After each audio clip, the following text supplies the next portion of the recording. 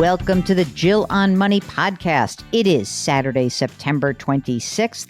And we know Mark and I need a break on the weekends. So we like to run some interviews because that way we don't have to actually work every single day of the week. So I hope you understand that and appreciate it. We've got a super fun one today.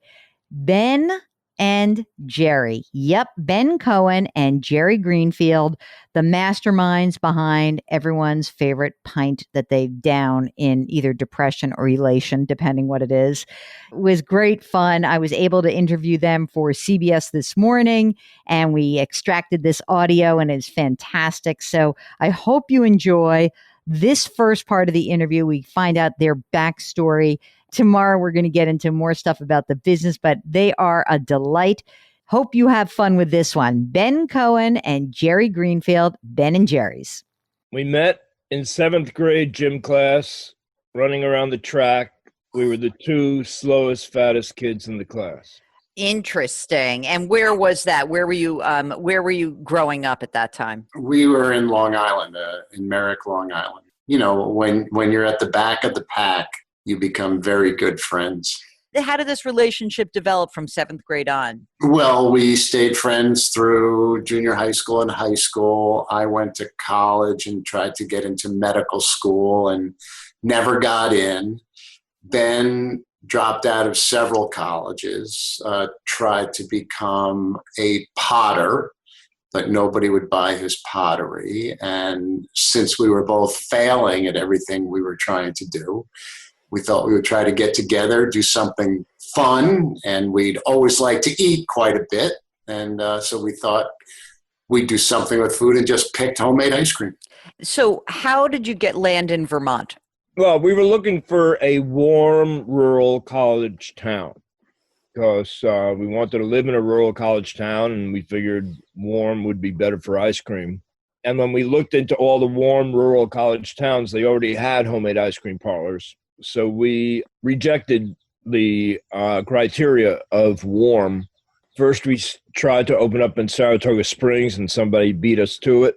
Then we came up to Burlington, Vermont, because I had been familiar with Burlington because I used to work out of school for disturbed teenagers across the lake in the Adirondacks. When you guys started this business, did you know anything about business, or did you just say, heck, what the hell? And he's pointing. I just want to put theater of the mind, my friends. Ben is pointing to Jerry on the Zoom, which you guys can't see, but I can.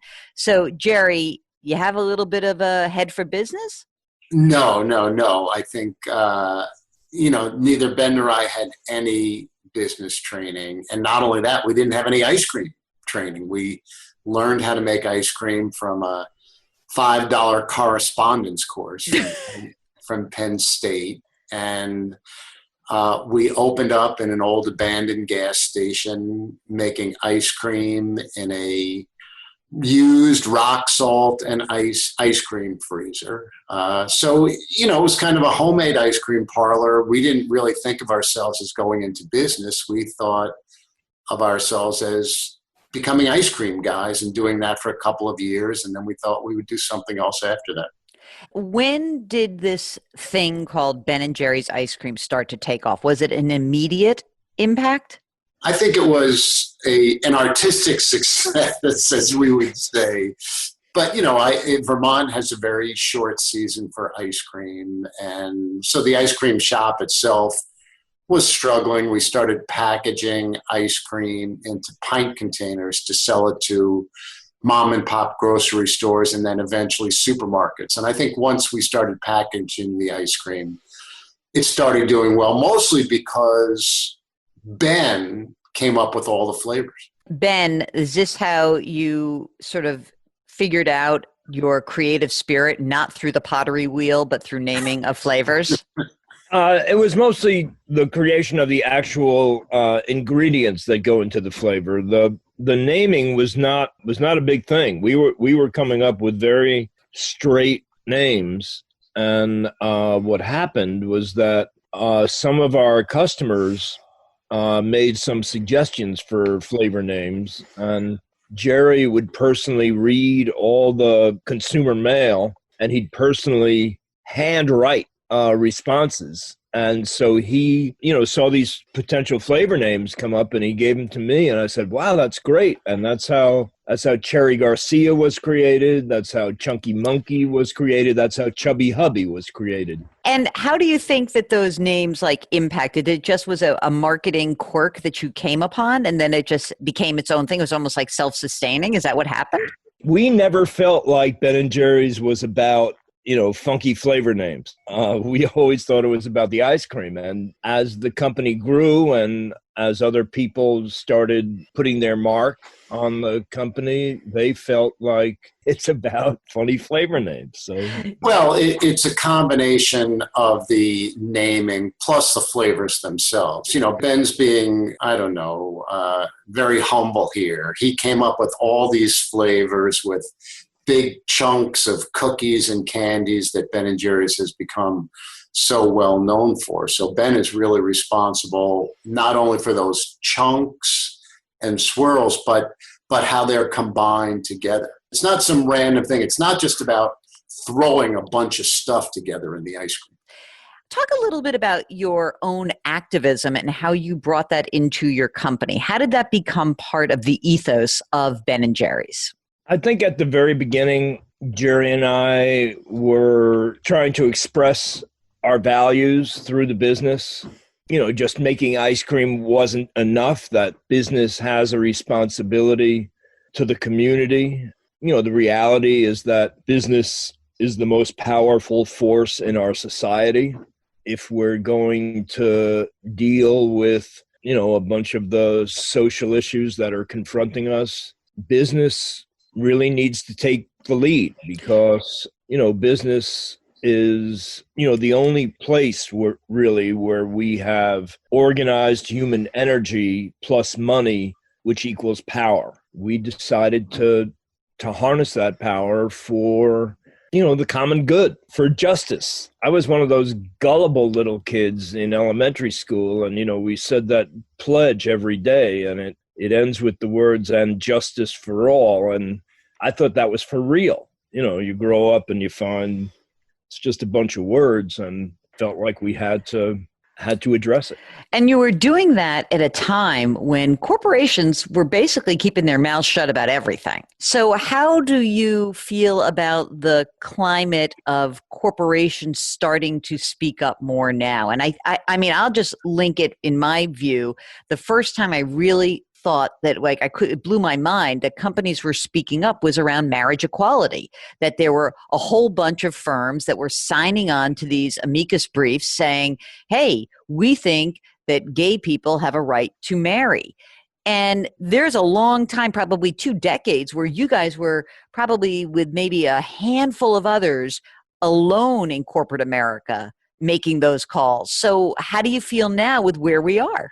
I feel we've made some headway, and hopefully we'll continue to make more headway. You need to be careful about, so-called greenwashing. I mean, some companies are legitimately working to end social problems and are using their power for that, and other companies are just kind of mouthing the words. I think we as consumers, we have to come back to them and say, hey, you said these words and you said you were going to do these things. Where's the objective measures of what you're doing? You're absolutely right. I mean, it's not just saying the words, but it's doing something. And it's holding the companies themselves accountable, but the companies holding themselves accountable. What are you doing? If you are a bunch of white dudes running this huge corporation, what are you doing to improve the numbers? What are you doing to make sure that you have gender and racial pay equality? And so I'm wondering for you, when you were running the company before you sold, how you viewed that within your own organization. I mean, obviously, Vermont is a pretty lily white place. So how did you manage the ideas that you were espousing and bringing it into the company itself? I'm not sure that Ben and Jerry's was and is any better than most companies in terms of bringing about racial equality within the company. I think the company has high ideals and aspirations that it's working towards, but there's there's a ways to go. I think it comes from leadership. You need to have people running the company who really believe in it. As Ben says, you need to have objective measures and goals. And then beyond that, you need to tie people's compensation to it. In the same way that people are rewarded for coming up with great flavors, they need to be rewarded or not rewarded if they're not meeting their social goals. So let's move into the Black Lives Matter movement, because I understand that Ben and Jerry's, the statements that were released first began back in 2016. So I thought that was interesting, like at a time before many companies were willing to speak up, 4 years prior.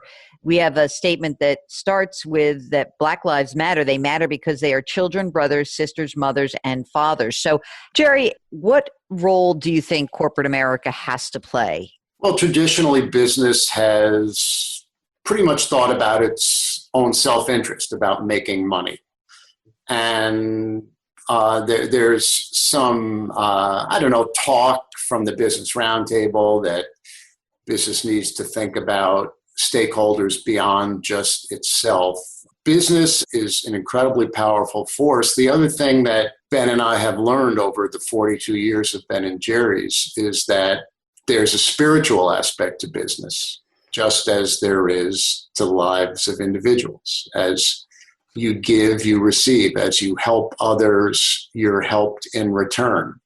And so even though Ben and Jerry's will come out with a statement in 2016 supporting Black Lives Matter, and there's a lot of pushback for it, and even though the company will be outspoken about marriage equality, and not everybody agrees with that, despite the criticism, despite not everybody being on board, the company continues to be more and more successful.